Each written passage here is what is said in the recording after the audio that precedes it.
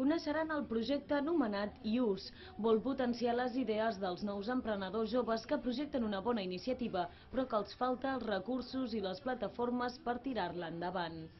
IUS serveix d'ajuda durant els primers 6 mesos. Aquesta és una iniciativa de la Fundació Banesto que està present a 22 ciutats com Girona. És un programa en el que, a pesar que l'objectiu final no és la creació d'empreses, el 20% dels joves que van passar per la primera edició ja han muntat la seva empresa i segueix funcionant 2 anys després, amb la qual cosa això també ens omple d'orgull. Els millors de cada centre viatgen a final d'any, al final del programa, a Silicon Valley, en un viatge d'una setmana. Enguany hi participen 400 emprenedors i s'acaba de presentar el conveni de col·laboració entre la Fundació Banesto i Príncep de Girona en el marc del programa IUS.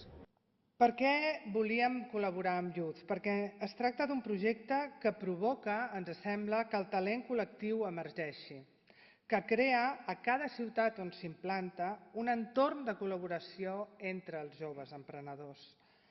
Els joves Youth seran, a partir d'ara també, Joves Impulsa, el nostre fòrum que ens agrada descriure com el lloc i el moment on els joves perden la por a emprendre. En l'acte han intervingut 2 joves dels centres del rendiment de Girona i Barcelona de IUS, que han volgut compartir la seva experiència en un espai de debat amb Carlos Barrabés, impulsor de negocis a Silicon Valley.